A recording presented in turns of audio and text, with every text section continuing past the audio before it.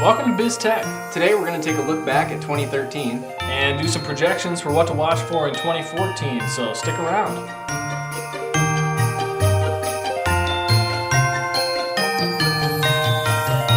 Welcome to BizTech, your weekly discussion of integration of technology for small business. I'm Paul. And I'm Toby. And today we're going to be doing a special edition here, kind of a recap of 2013, kind of going over some of the major stories in technology for small business, and then we're also going to be taking a bit of a look forward into what to kind of be watching and looking for in 2014. So a couple of things we have on the lineup for today. We're going to be talking about Chromecast, the government shutdown, and Windows 8 for this last year. And then looking forward, we're going to be talking about some interesting things on the horizon for 2014. So first thing that we want to jump into, let's go right into it, Chromecast. This is a pretty big tech item for 2013, definitely something useful in both homes and offices. Toby, tell us a little bit about it. Yeah, well, Google released this little device called the Chromecast. You plug it straight into the HDMI port on your HD TV, and then you plug the other end into a USB port to power the whole thing. But then you just take your probably Android device, but definitely your Chrome browser on your desktop or your laptop, and then you can send whatever's on there to your Chromecast and therefore your TV.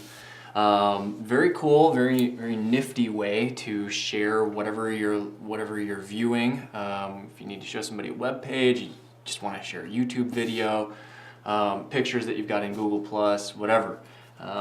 Very neat little thing, and they introduced it and they're still selling it here in the fourth quarter at $35 a piece. Yeah, and this is definitely an interesting product because it's so versatile. It's something that you can do a lot of different things with. Again, like I said earlier, this is something that's useful both at home, and in the office. And so you can take this, and this is something that you can use to turn your phone into kind of a TV remote. For watching Netflix and different stuff at home. But at the office, like we use it, you can take this Chromecast, plug it into the conference room TV, and then when you're having different meetings, you can, like you said, take content from a tablet at the table and stream it onto the big TV so that everybody can see it. And then you can switch between users and get different content up there so that it just makes it a lot more convenient. And again, it doesn't add any extra wires or anything. You're not seeing. You don't even see it. It's just a little size of a USB stick. You just plug into the HDMI and start rolling. So definitely something that you want to look at. This is something you can get on Amazon. Also available at Walmart. It looks like they're $29.99 right now at Walmart. So this is definitely something that's affordable. It's an alternative to the Apple TV, which does some different things, but is at a lot higher of a price point. So you can kind of get some of that same functionality for one-time fee of $30. It's definitely something you should look into if you have a conference room TV that you use a lot at your business. So another thing that we're going to talk about today, another big story for 2013 was the government shutdown. This was, how long did that go on? That was a 2-week ordeal, I believe. Yeah, and it was something where nobody really knew what to expect or what was going to come out of it or what was going to happen. So it was really an interesting time because looking at it from the outside, a lot of people didn't see a lot of the changes, but what ended up happening is actually a lot of the government websites, actually all the government websites, shut down. Basically, if you tried to go to any .gov site, you got a landing page that says, "Nice try, but we can't help you right now." So this was, obviously. As a small business owner, that could have created some problems for you. And so just to be able to, to look at the effects of that, other than access to those sites, and obviously the Parks Department had a lot of issues. Other ramifications of that you could think of that may have been... Sure, well,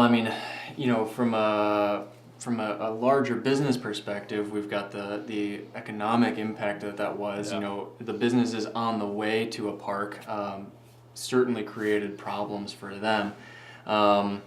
With our government, we certainly had the healthcare.gov, still currently a fiasco. Definitely still a thing.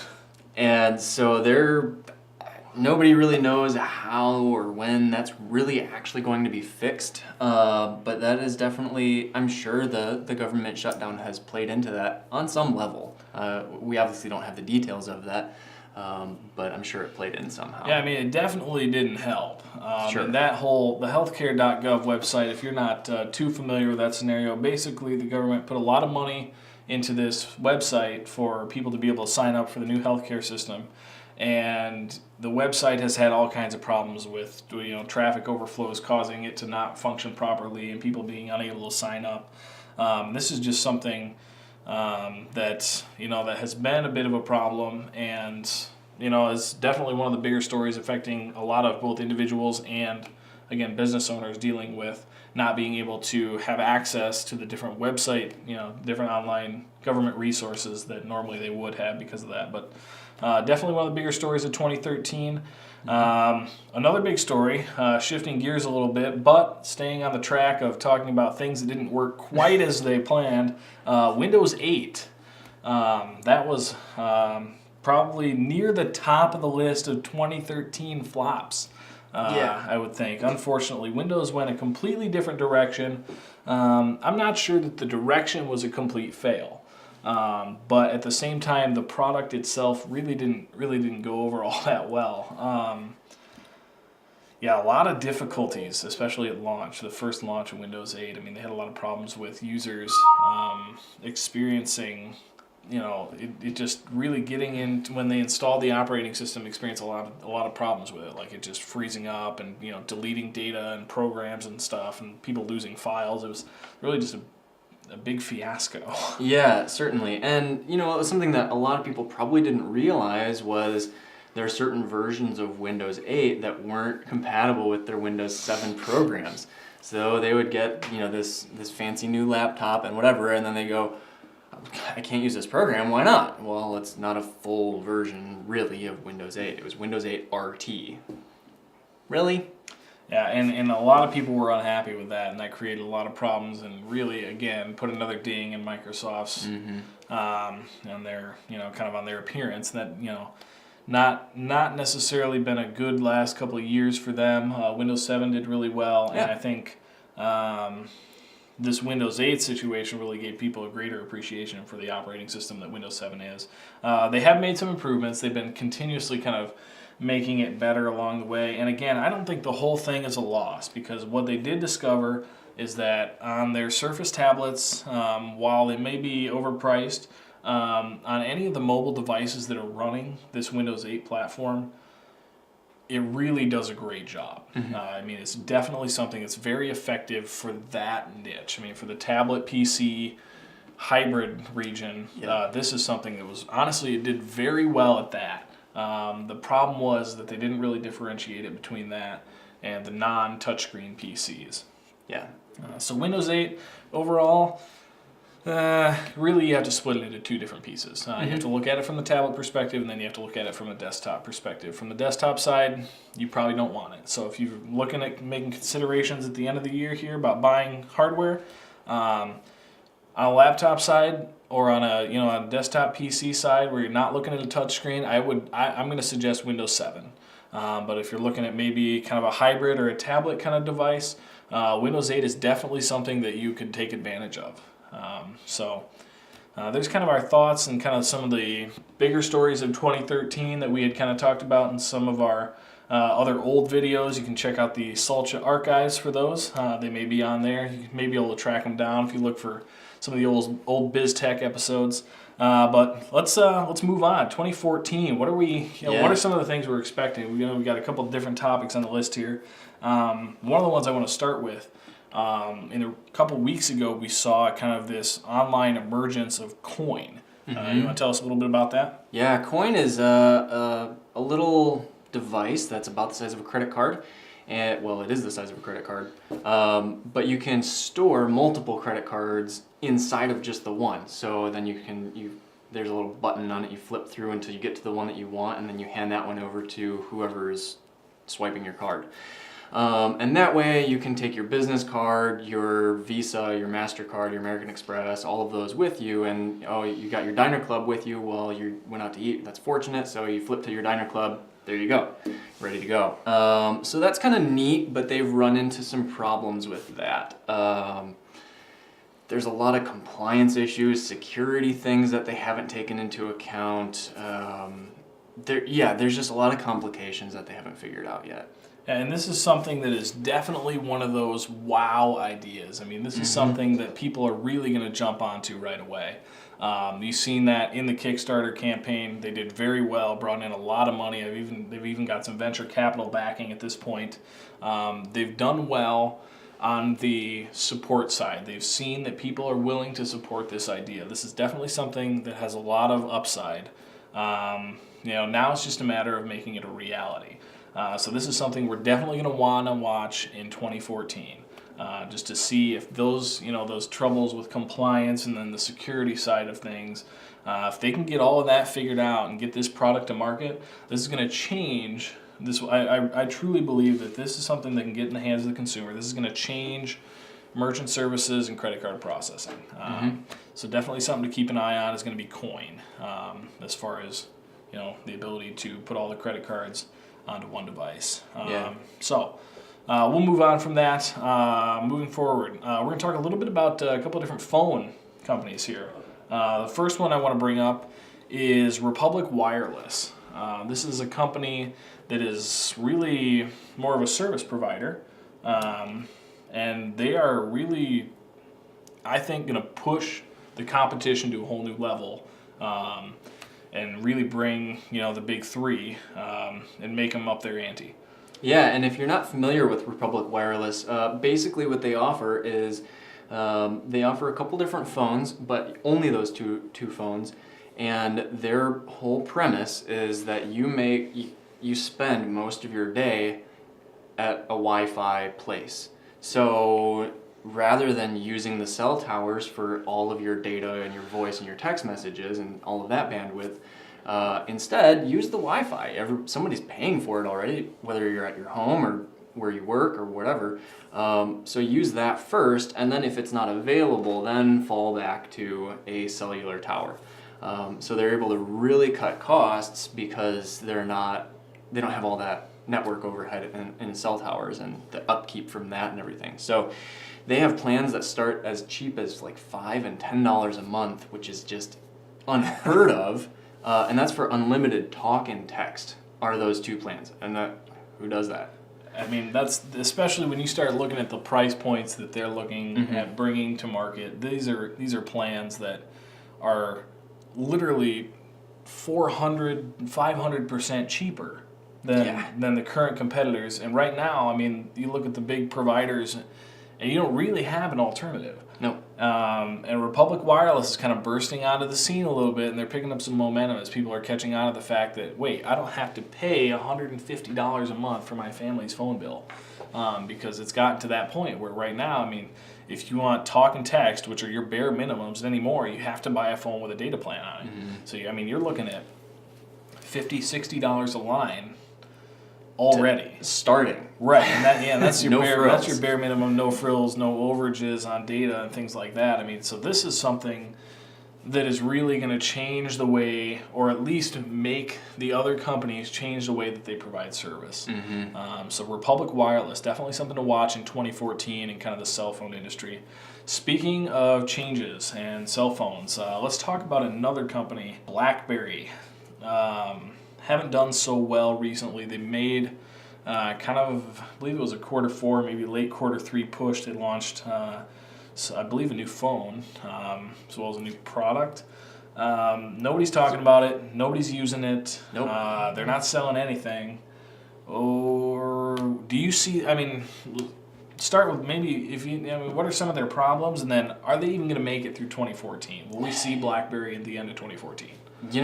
Just because they're so established, it's hard to imagine them not in the cell phone industry, or in the mobile device industry, maybe more accurately. But at this point, they're really not. They really don't seem to be pushing the limits the way that Google and Apple are going back and forth, and then you see Google and Apple going back and forth and going, and then BlackBerry's like way back and they're like, hey, wait for me. So it's just really, I don't know if we'll see them around at the end of 2014. I think they're really going to have to update a lot of things. They may even have to switch technologies of their OS, which comes then you run into all sorts of problems with that. So I don't know. They're gonna have to really make some things very appealing, because developers will make money in Google Play and the Apple App Store. Obviously, the App Store being a higher revenue stream than Google Play, but even so, I mean, the market share that they have is just, it's tough to beat that with the BlackBerry App Store. Yeah, and that's definitely one of the major problems that they've had. One of the reasons they haven't been able to compete. In my opinion, they have something to offer. Every company has some value left in it. BlackBerry, obviously one of the first movers in kind of this smartphone era. But they fell behind. They kind of sat on what they had and made a lot of money early on, especially in the business realm. That's kind of where that whole thing started, was providing managers and anybody that traveled had a BlackBerry. But now looking at what that has kind of shifted much more to the personal side, and because of that, I think that's really where they fell behind. So I think I'm calling for a buyout in 2014. I think you'll see one of the major providers jump on that, because there's obviously something that they had, because the government's still using BlackBerry exclusively. Security features that are enabled in that OS on those devices still superior to some of the others, and so because of that, the government is still using them, which means there's obviously something there. And my guess is that you'll see one of the other big guys say, you know what, we're just going to go ahead and take that while we got the cash and we got the time, so we're going to grab that before somebody else does and before it dies. Yep. So that's kind of it's really where BlackBerry's headed. So that's that'll be a major change to see them out of the game. Yeah, and it'd be interesting to see if Google did that, because they bought Motorola about a year ago. So Motorola was viewed kind of the same way. It was kind of petering out. We're like, I don't know if we'll see anything good from Motorola. Then they released the Moto X and a couple other devices too. So now people's impression of Motorola is on the upswing again. So it'd be interesting to see if Google actually buys them out. Yeah, and going back to Motorola, talking a little bit about 2014, another thing that we may be looking forward to seeing is phones built from component pieces. That was something that Motorola and Google were kind of looking at, maybe pushing here, coming pretty soon. Is that something you think that'll be in the marketplace by the end of 2014? I sure hope so. If you're interested in doing more research on it, it's called Project ARA, A-R-A, and it just is a fantastic idea. Instead of getting a all-in-one device, you would buy a base, and then you'd get you could buy pre-built things basically. But then if your screen goes out, or you need more storage, or you want a camera on the back, you can just take the back off, put a camera on, and you're done. So it's very cool that people are thinking that way. You want more RAM in your phone, you buy more RAM and you stick it in there. Which obviously is great for the environment. It becomes great for users, because now it's really affordable to upgrade my device.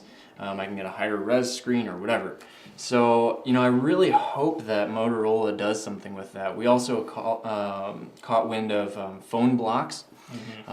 And so the founders, or the starters of Phone Blocks and Project ARA, they kind of met up and they did their little coffee thing or whatever they did. So yeah, it'll be very interesting to see if either of those ideas takes off. I sure hope that they do. Yeah, definitely something that would be kind of good for everybody involved. Yeah. A lot of gain to be had there. All right, we're going to move on to our last item here. 2014, Google Glass. Is this something, we've seen a little bit of it, Google kind of talking about it all year long. Just kind of, throwing their ads out there, seeing different people wearing it, doing different things, and then you hear every once in a while about an update. They put, they added this, they're working on the bugs, we promise, is 2014 the year that Google Glass becomes a mainstream product? That's another tough one, because it's such a different take on technology and how we use it. It's really tough to say, because we were all hoping for a Google Glass mainstream release this time last year. Man, I don't know. It's really in the hands of Google. I think we could see it. we could see it second quarter maybe of 2014. I don't know. And what I'm going to say is that I anticipate kind of a more public retail release, if you will. I'm going to guess the end of second quarter, kind of like you're saying. But what I'm also going to assume is that price point isn't going to be there for most everybody. Oh, yeah. It's going to be high. The only people that have it right now are people that Google wanted to have it really bad, and a few people that paid $1,500+ a pair. And we're at the conference. And we're at their conference. Yeah. So obviously this is something that it's not out there yet. I mean, some people have it, but they paid heavily for it, and they were, in a special place in Google's heart.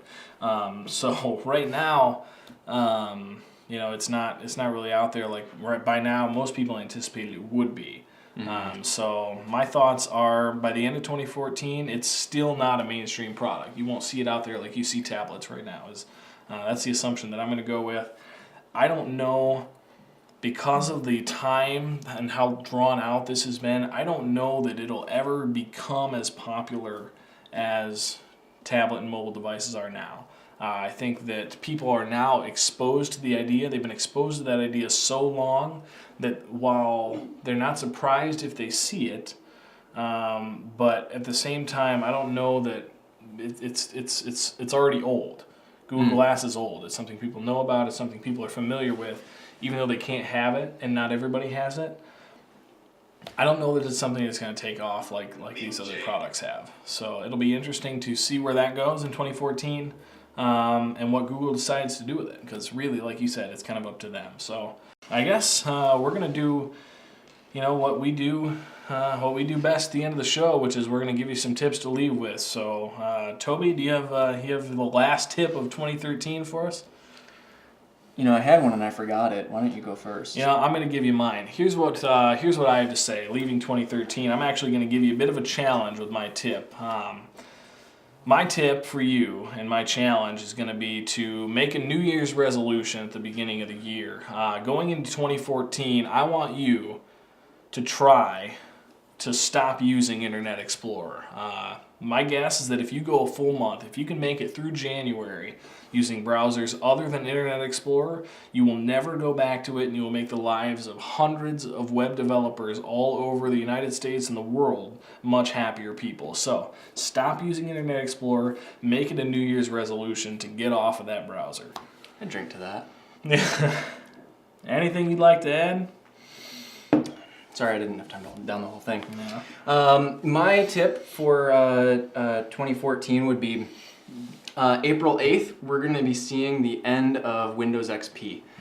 If you're still using it, now is the time to really work on transitioning off. If you need help with that, call your local IT place. But what I would recommend is actually buying Windows 8 Pro and then finding the Windows 7 Pro disk, because Microsoft has actually allowed the use of that license key for Windows 7 Pro. So now you basically get both operating systems for the cost of one, and at the exorbitant price that it is, I'm doing everything I can to save money on those and make it worth it. So hopefully, Windows 8 will 8.2 or 8.3 or something. They'll have a lot of these bugs worked out, and people can actually upgrade and start using it for their desktops. But that would be my tip. Buy Windows 8 Pro, use Windows 7 Pro. All right, and there you have it. This has been BizTech for the 2013 recap, 2014 looking ahead. So I'm Paul. And I'm Toby. And we'll see you next time.